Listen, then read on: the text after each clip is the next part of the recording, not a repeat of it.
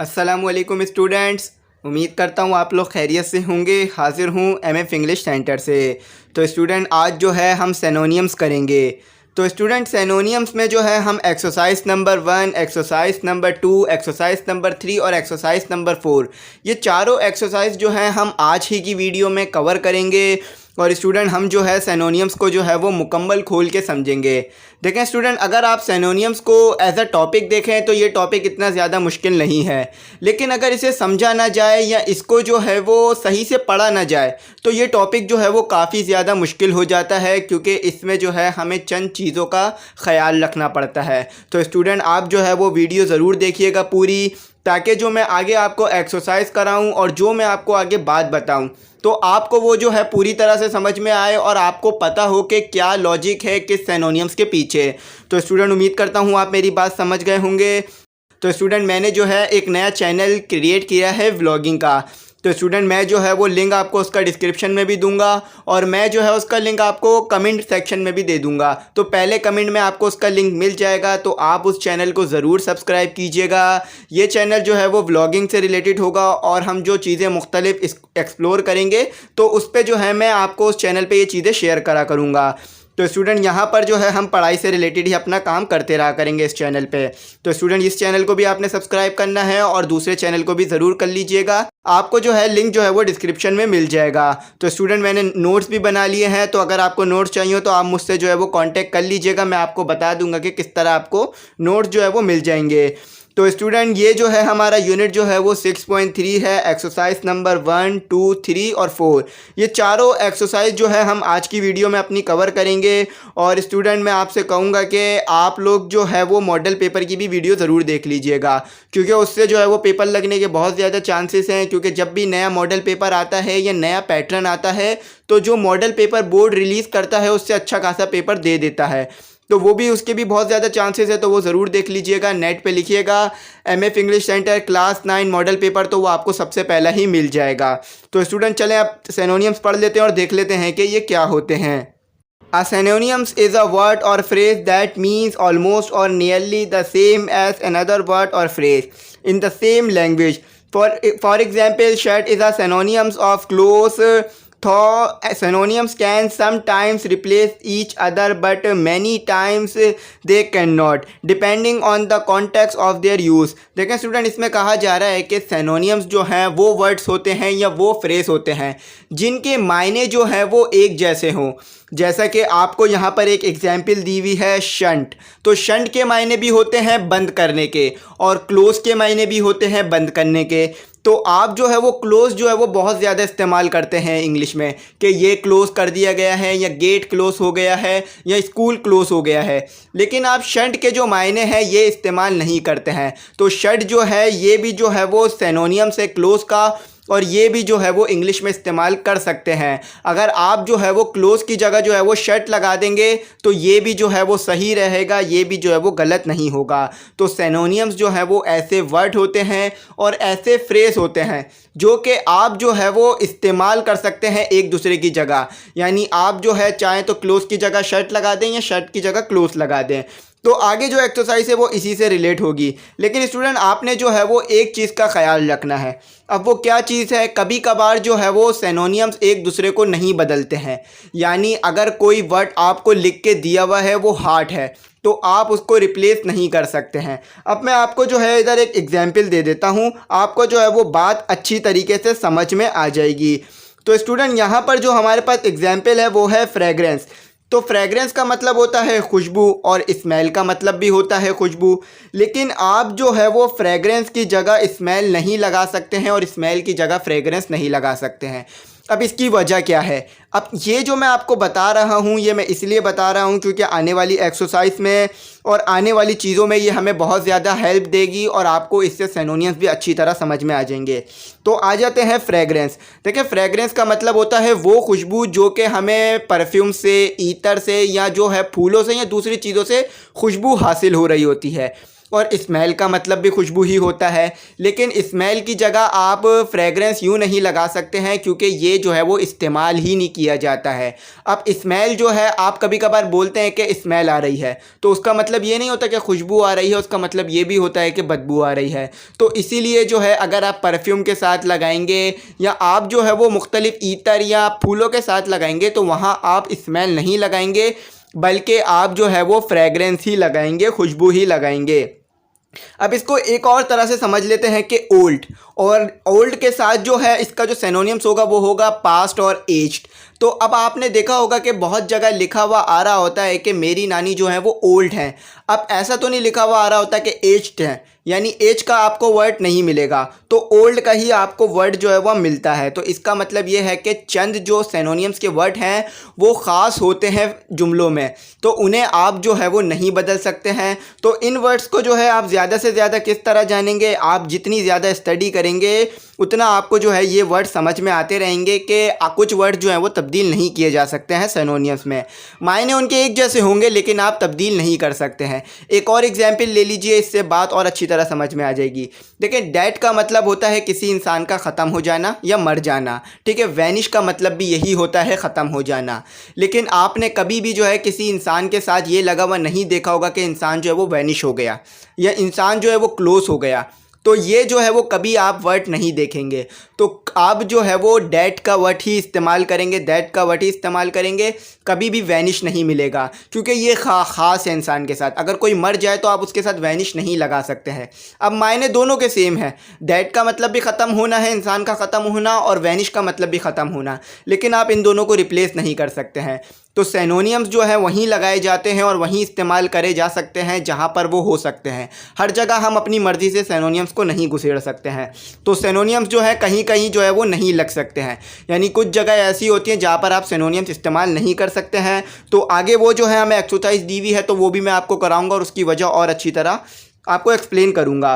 तो यहाँ पर जो है हमें यही कहा जा रहा था। तो उम्मीद करता हूँ आप सिनोनियम्स समझ गए होंगे कि सिनोनियम्स जो है वो ऐसे वर्ड्स होते हैं जो कि एक जैसे मायने रखते हैं इंग्लिश में, और ऐसे फ्रेसेस भी होते हैं जो कि एक जैसे मायने। सिनोनियम सिर्फ वर्ड नहीं होते हैं बल्कि मायने भी फ्रेसेस भी होते हैं। तो उम्मीद करता हूँ ये आपको समझ में आ गया होगा। अब चलें जल्दी से जो है वो एक्सरसाइज नंबर 1, 2, 3, 4 करते हैं। तो स्टूडेंट, एक्सरसाइज नंबर 1 में जो हमें कहा जा रहा है पढ़ लेते हैं। सबसे पहले, do the following exercise in your notebook, rewrite the sentences by replacing the synonyms given in bold with an appropriate synonyms from the 4 given options. Share your answer with your partner after both of you have completed your work. तो क्या student, इसमें क्या कहा जा रहा है? इसमें कहा जा रहा है कि आपको जो है ये सेंटेंसेस नीचे दिए हुए हैं, तो इसके अंदर जो है जो बोल्ड में लिखा हुआ है वो सिनोनिम्स है, यानी वो वर्ड है और उसका जो है आपने सिनोनिम्स तलाश करना है। यानी आपको बोल्ड में वर्ड लिखा हुआ नज़र आ रहा होगा, तो वो जो है उस वर्ड का जो है आपने 4 पॉइंट्स में से सिनोनिम्स इस्तेमाल करना है। जो ये आपको 4 पॉइंट्स दिए हुए हैं, इनमें से आपको एक उसका सिनोनिम्स चुनना है।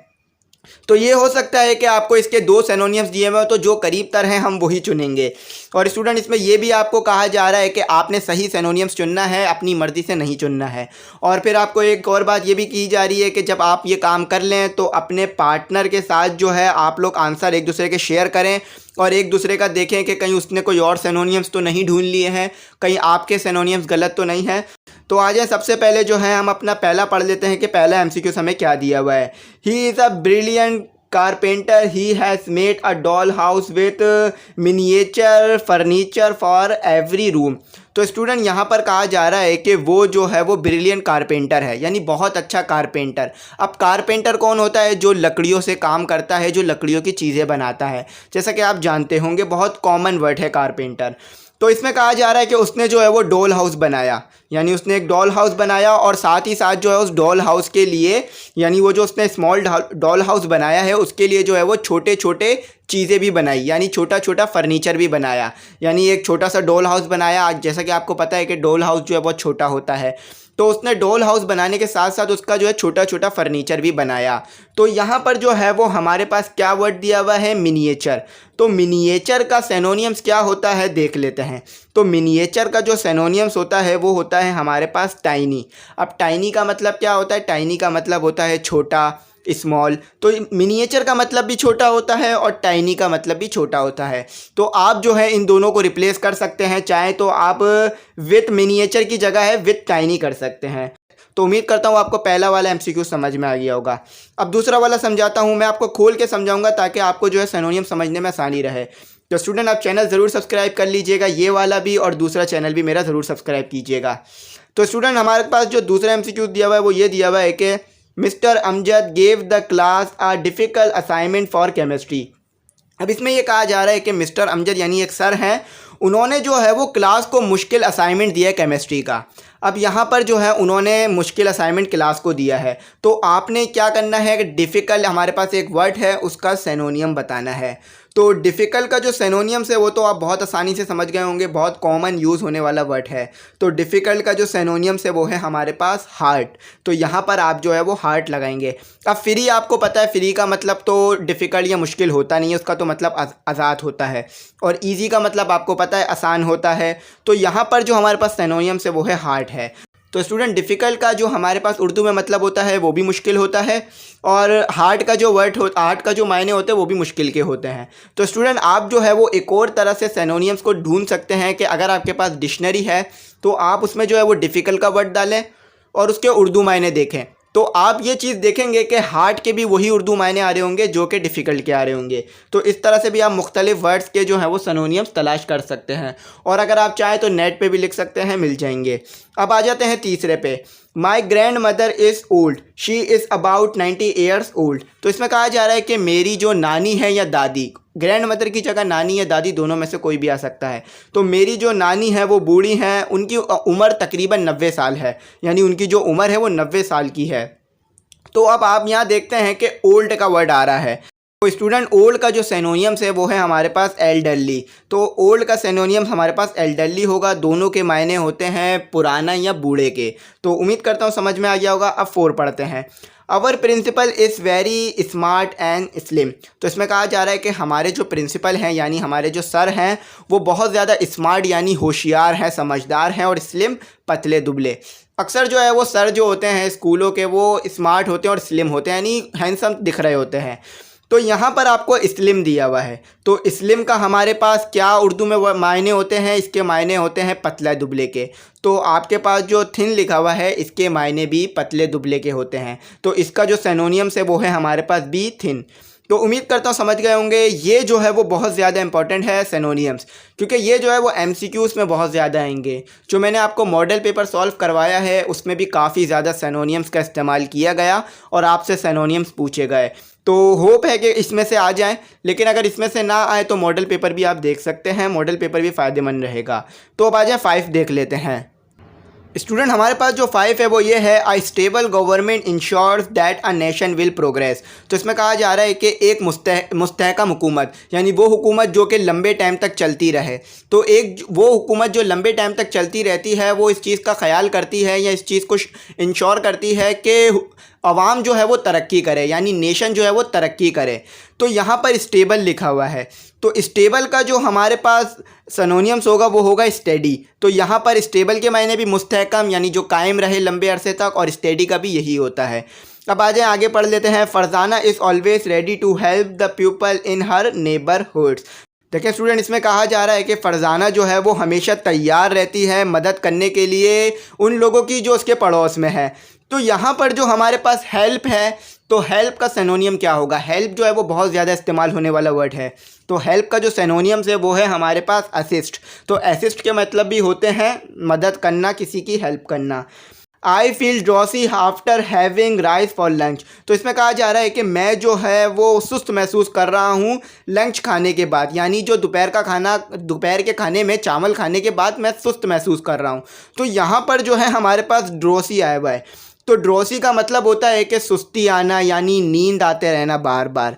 तो अब यहाँ पर देखते हैं कि इसका सिनोनियम्स क्या होगा। तो ड्रॉसी का जो हमारे पास सिनोनियम्स है वो है स्लीपी। तो स्लीपी का मतलब होता है नींद आते रहना, जो है ऊँगते रहना, यानी बार बार अक्सर होता है ना स्कूल में बैठ के आप ऊँग रहे होते हैं, नींद आ रही होती है। तो ड्रॉसी का मतलब भी होता है स्लीपी।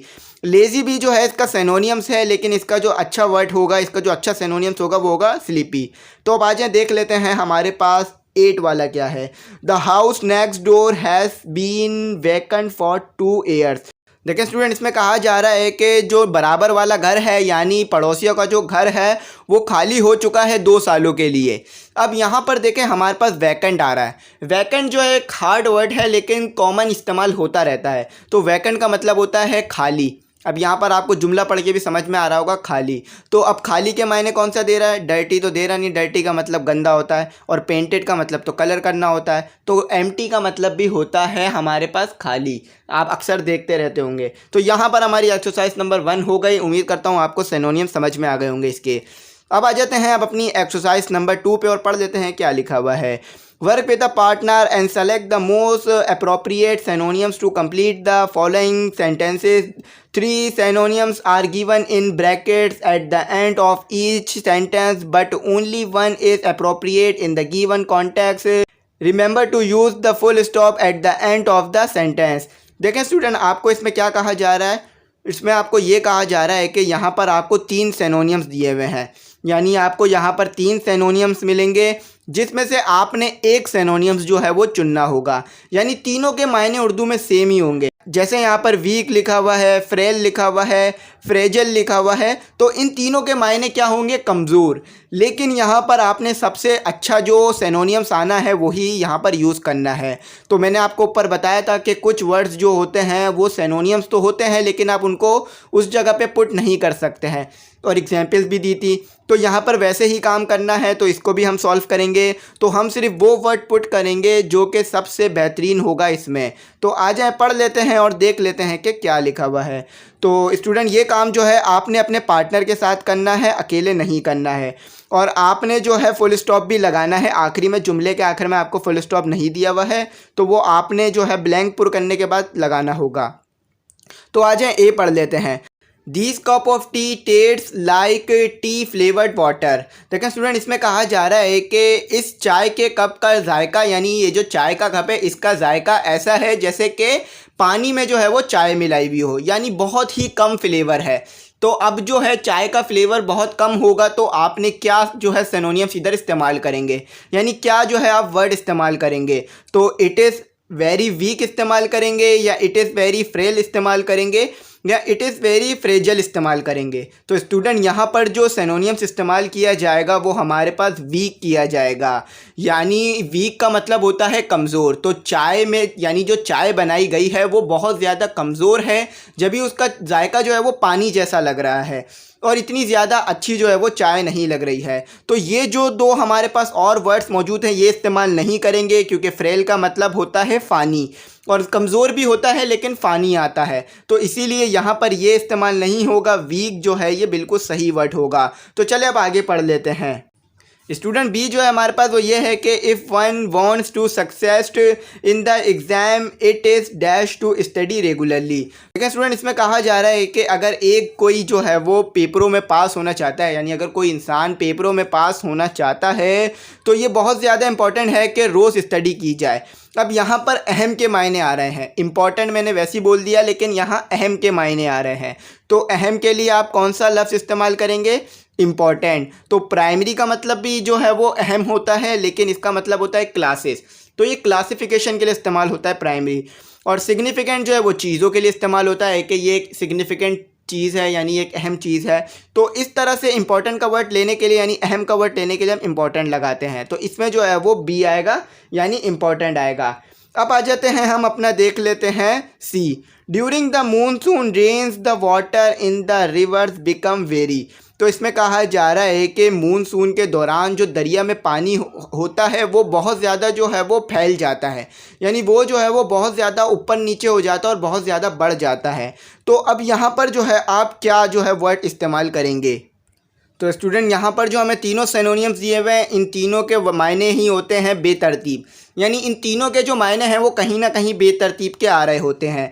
तो यहाँ पर जो आप सिनोनियम इस्तेमाल करेंगे वो करेंगे रफ का, यानी ये जो है वो सही हमारे पास वर्ड होगा। चलें स्टूडेंट, हम अपना डी देख लेते हैं कि डी हमारे पास क्या है।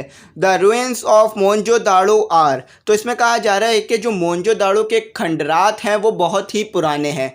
अब यहाँ पर जो है वो पुराने के लिए हमारे पास 3 वर्ड्स मौजूद हैं, ओल्ड, पास्ट और एजिड। लेकिन आपने देखा होगा कि हम जो है वो पास्ट का लफ्ज़ इस्तेमाल नहीं करते हैं चीज़ों के लिए। अब अगर आपकी कोई किताब बहुत ज़्यादा पुरानी हो तो आप ऐसा तो नहीं बोलेंगे कि ये किताब एजिड है, लेकिन एजिड के मायने भी पुराने होते हैं। और ना ही आप बोलेंगे कि ये बहुत ज़्यादा पास्ट वाली किताब है। तो यहाँ पर आप क्या बोलते हैं, ओल्ड। तो ये भी एक पुरानी चीज़ है, तो इसके लिए यहाँ भी हम लगाएंगे ओल्ड के मायने। अब आ जाते हैं, हम देख लेते हैं हमारे पास ई क्या है। तो Pakistan is dash in minerals. तो पाकिस्तान जो है उसके पास बहुत ज़्यादा दौलत है मिनरल्स की, यानी मादनियात की। अब मिनरल्स क्या होते हैं, जो कि ज़मीन से चीज़ें निकलती हैं, जैसे कि सोना हो गया, चांदी हो गई, और दूसरे अगर एलिमेंट्स निकाले जाते हैं तो उन्हें हम मिनरल्स बोलते हैं, तो इन्हें मादनियात भी कहा जाता है। तो अब यहाँ पर हमारे पास क्या आएगा वर्ड, यहाँ पर आएगा हमारे पास रिच। रिच का मतलब यानी पाकिस्तान जो है वो बहुत ज़्यादा अमीर है और उसके पास कसीर तादाद में जो है वो मिनरल्स मौजूद हैं। अब वेल्दी नहीं आएगा। वेल्दी जो है वो हम लोगों के लिए इस्तेमाल करते हैं कि ये एक वेल्दी पीपल है, ये एक रिच। तो यहाँ पर जो है वो सही जो है वो रिच आएगा, रिच सबसे बेहतर रहेगा। अब आ जाते हैं एफ के ऊपर। My mother has to go to the NADRA office because her ID card is no longer.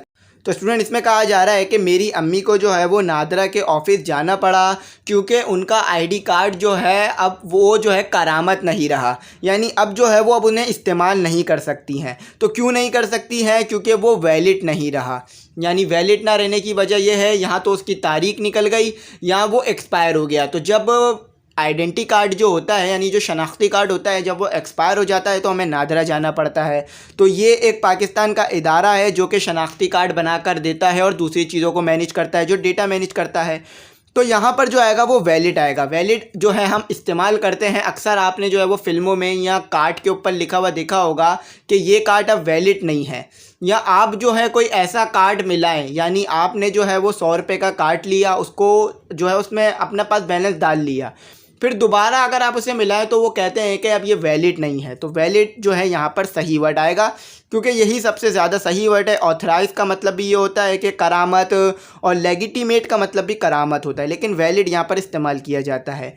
अब देखें आगे क्या लिखा हुआ है। The bangles her grand mother gave her are made of dash gold.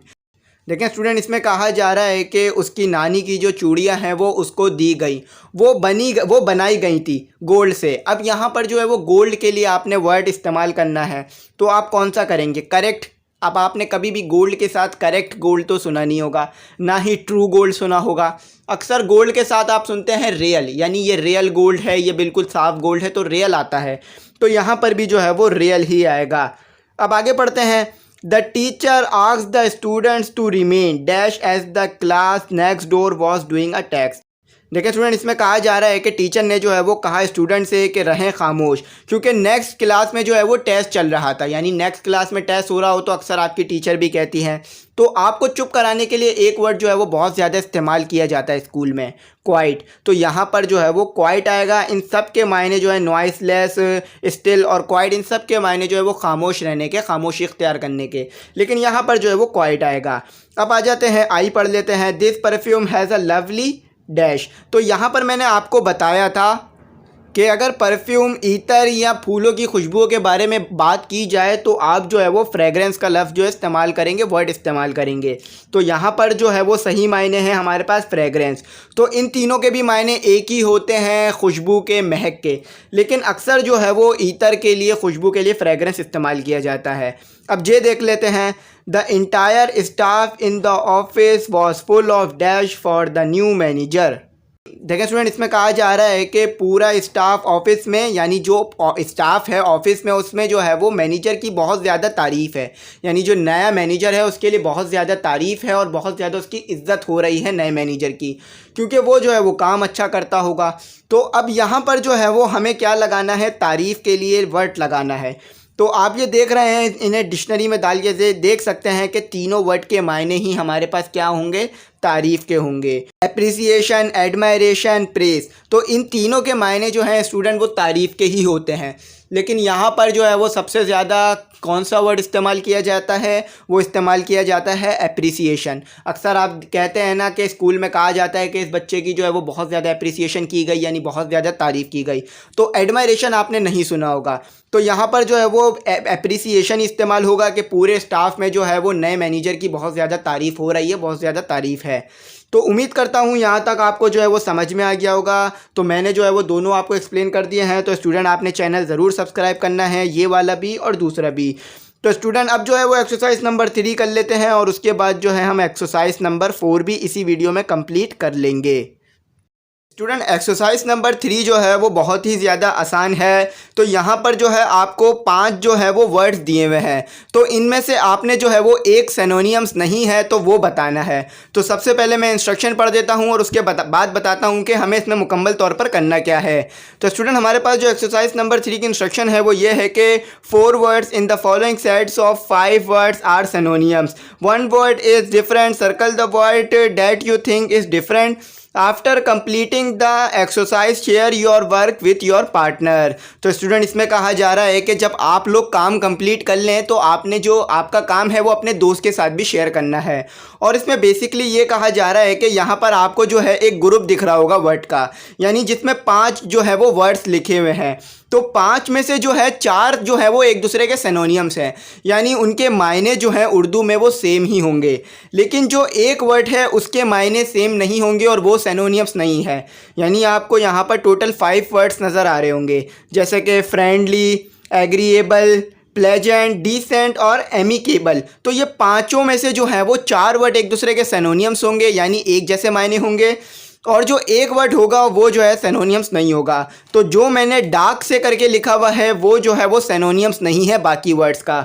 तो यहाँ पर आपको इंस्ट्रक्शन में कहा था कि आपने सर्कल करना है, तो मैंने जो है वो सर्कल नहीं किया है क्योंकि कोई ऐसा ऑप्शन होता नहीं है हमारे पास सर्कल करने का, तो इसीलिए मैंने डार्क में करके लिख दिया है। तो उम्मीद करता हूँ ये आपको समझ में आ रहा होगा। तो सबसे पहले मैं जो है वो वर्ड टू वर्ड पढ़ देता हूँ और आपको इनके मायने भी समझा देता हूँ और किस तरह से ये होगा ये भी बता देता हूँ। तो स्टूडेंट हमारे पास जो है वो पहला जो ग्रुप है वर्ड का वो ये है कि friendly, agreeable, pleasant, decent, amicable. तो स्टूडेंट यहाँ पर जो फ्रेंडली है इसका मायना आपको पता है दोस्ताना होता है, और एग्रीएबल का मायना भी इसी तरह का होता है कि किसी चीज़ से राज़ी होना। अब किसी चीज़ से आप राज़ी हैं तो यानी दोस्ताना है उस चीज़ से। तो अब डिसेंट का मतलब भी यही होता है शाइस्ता, अच्छा और दोस्ताना, और एमिकेबल का मतलब भी यही होता है दोस्ताना। तो ये चारों के चारों वर्ड एक दूसरे के क्या थे, सिनोनियम। तो ये जो बीच में लिखा हुआ है प्लेजेंट, ये जो होता है ये सिनोनियम्स नहीं है इन चारों वर्ड का, और प्लेजेंट का मतलब होता है खुशी। तो ये वर्ड जो है वो अलग है। तो यहाँ पर हमें जो पहला वर्ड दिया हुआ है वो दिया हुआ है ऑप्शन, नाइस, चॉइस, पॉसिबिलिटी और अल्टरनेटिव। तो यहाँ पर जो हमारे पास सिनोनिम्स नहीं है वो है नाइस, क्योंकि आपको पता है कि ऑप्शन का मतलब होता है कि पसंद करना या किसी चीज़ को इंतखाब करना, यानी आपको मुख्तलिफ ऑप्शन दे दिए गए हैं, जो उसमें से सही है, जो उसमें से आपको पसंद आ रहा है, समझ में आ रहा है, वो आप जो है वो चुन लेंगे।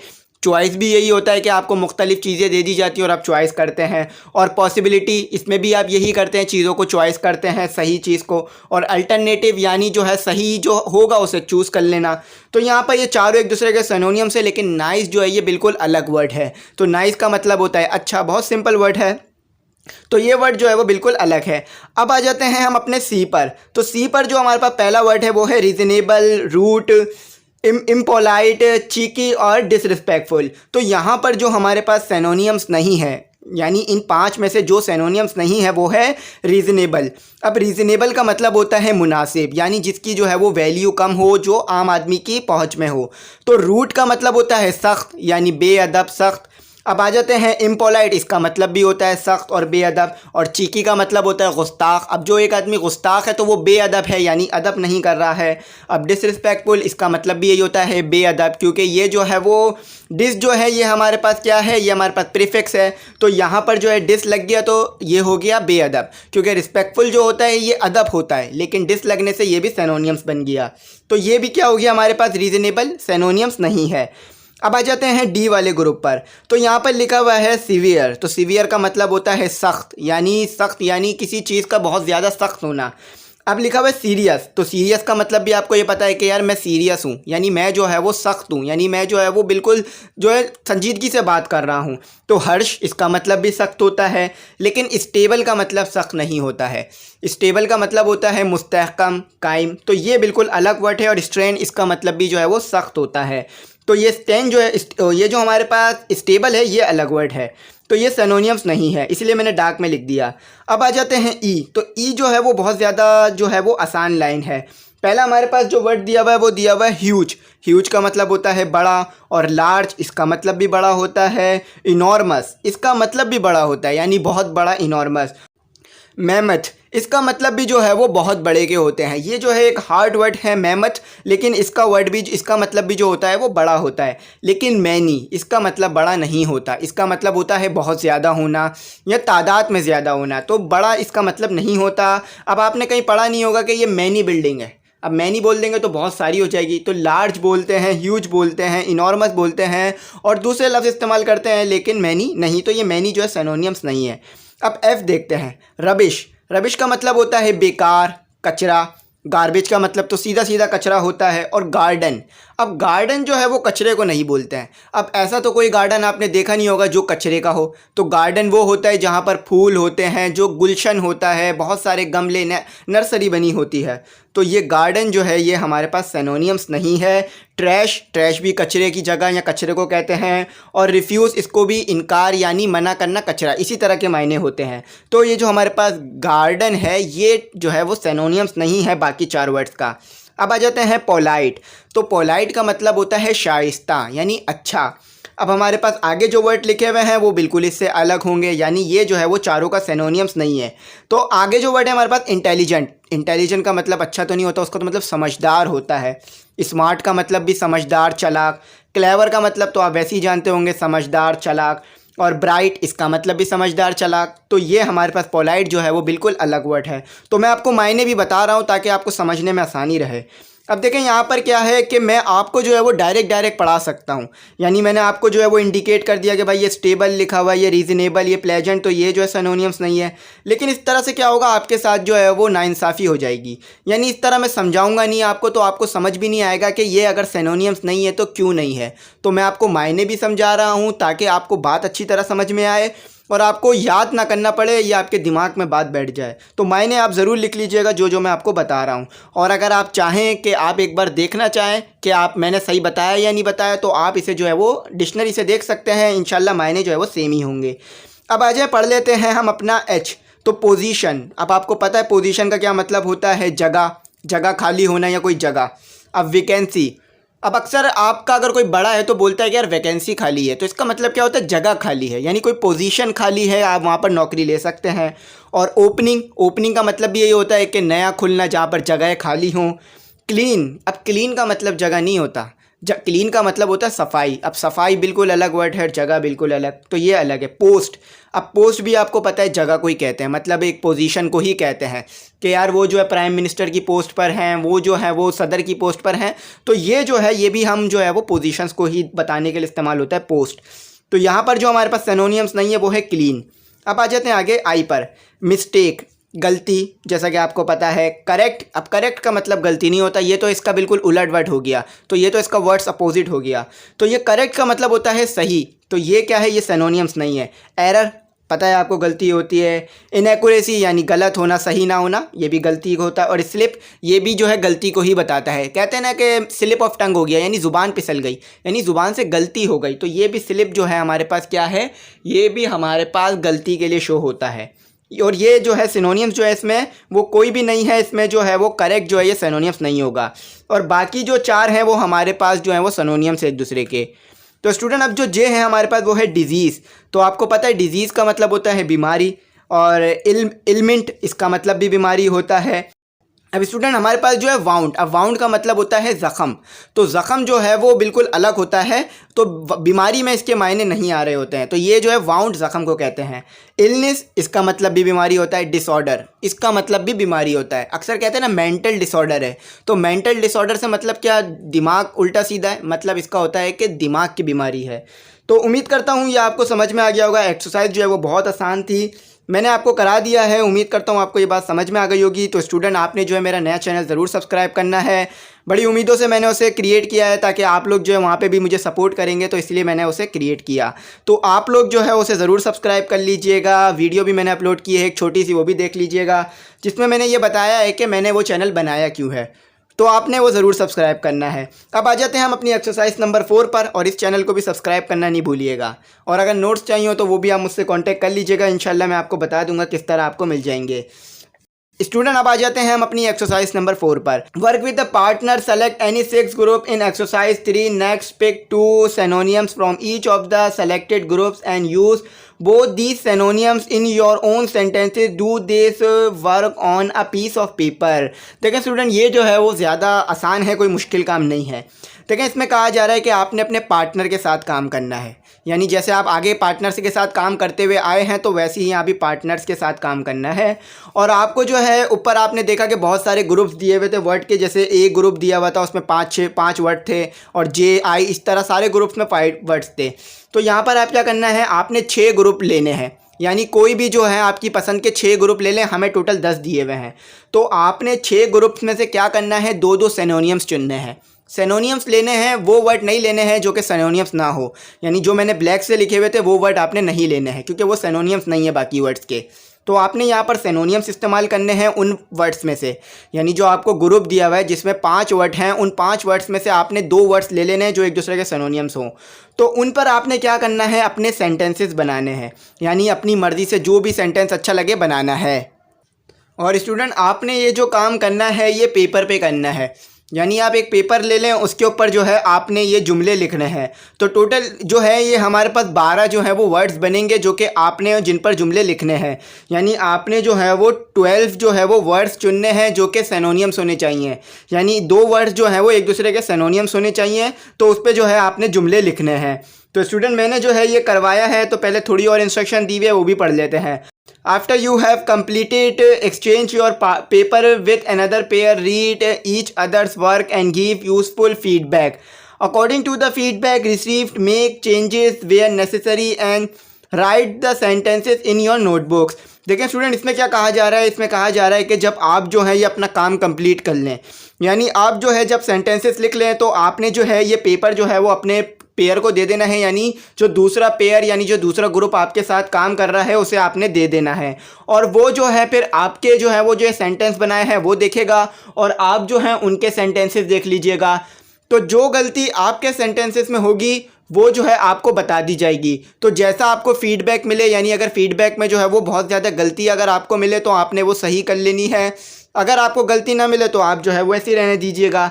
यानी अगर आपके सेंटेंसेस में गलती होगी तो वो आपको जो है दूसरे आपको बता देंगे, यानी आपके जो दोस्त हैं वो आपको बता देंगे। तो आप जो है वो गलतियों को दुरुस्त कर लीजिएगा, और फिर जो है इसे आप अपनी नोटबुक में भी लिख लीजिएगा। तो उम्मीद करता हूँ ये आप समझ गए होंगे। तो चलें अब ये जो है हम इसे पढ़ लेते हैं और देख लेते हैं क्या लिखा हुआ है। देखिए हमारे पास जो पहला वर्ड है वो है फ्रेंडली। तो फ्रेंडली का मतलब मैंने आपको बता दिया था, दोस्ताना। तो यहाँ पर लिखा हुआ है कि my beloved uncle is too friendly with me, यानी मेरे जो अंकल हैं, यानी मेरे जो प्यारे अंकल हैं वो बहुत ज़्यादा दोस्त हैं, दोस्ताना है मेरे साथ, यानी उनका जो तरीक़ेकार है वो मेरे साथ दोस्तों जैसा ही है। जैसा कि अक्सर होता है कि रिश्तेदारों में, अंकल में और बच्चों में कि वो एक दूसरे से बहुत ज़्यादा मिलजुल के रहते हैं, तो बिल्कुल वैसा ही मेरे साथ भी रवैया है मेरे अंकल का। अब आ जाएँ पढ़ लेते हैं एमिकेबल, जिसका मतलब भी दोस्ताना होता है। I am too amicable with children, यानी मैं जो हूँ वो बहुत ज़्यादा दोस्ताना हूँ चिल्ड्रंस के साथ, यानी मैं उनके साथ बहुत अच्छी तरीके से बात करता हूँ, बहुत अच्छी तरीके से पेश आता हूँ। तो यहाँ पर हमारे 2 वर्ड्स हो गए। आ जाएं आप आगे पढ़ लेते हैं। ये ध्यान रखिएगा कि ये जो मैंने वर्ड्स लिए हैं ये मैंने बी से लिए हैं, यानी जो हमें बी ग्रुप में वर्ड दिए हुए थे वो वही हैं, और ये एक दूसरे के सिनोनिम्स ही हैं। अब आ जाएं पढ़ लेते हैं चॉइस। तो चॉइस का मतलब होता है चुनना, इंतखाब करना या पसंद करना, और ऑप्शन का मतलब भी यही होता है, चुनना, इंतखाब करना। तो देखें चॉइस पे मैंने बनाया है कि my choice is too good in cloth selection, यानी मेरी जो चॉइस है, यानी मेरी जो कपड़े पसंद करने की सलाहियत है वो बहुत अच्छी है। अब कुछ लोगों की ऐसी होती है कि वो जो है बहुत अच्छे कपड़े पसंद कर पाते हैं अपने लिए, दूसरों के लिए, तो अक्सर जो है उन्हें शॉपिंग करवाने भी जो है साथ लेके जा रहे होते हैं ताकि तुम मेरे लिए कपड़े पसंद करो। तो यहाँ भी यही लिखा हुआ है। अब देखें ऑप्शन लिखा हुआ है, ऑप्शन का मैंने आपको बता दिया था मायने कि इसका भी मतलब इंतखाब चुनना होता है। There is a delete option in the keyboard, यानी कीबोर्ड में जो है वो डिलीट का ऑप्शन भी होता है। अगर आप जो है अपने कीबोर्ड को देखें तो आखिरी में राइट पर होता है। तो यहाँ पर ये इसके मायने हैं। अब आ जाते हैं रूट। अब रूट का मतलब क्या होता है? सख्त या बेअदब। तो अब देखें रूट का जो मैंने सेंटेंस लिखा है वो ये लिखा है कि some people's behaviour is too root in anger, यानी कुछ लोगों का जो बिहेवियर है वो बहुत सख्त हो जाता है, यानी वो बहुत ज़्यादा जब गुस्सा हो जाते हैं तो बहुत ही बेअदब हो जाते हैं और बहुत ही बेअदब होकर जो है वो बहुत गुस्से में बात करने लगते हैं। तो यहाँ पर ये इसका मतलब है सेंटेंस का।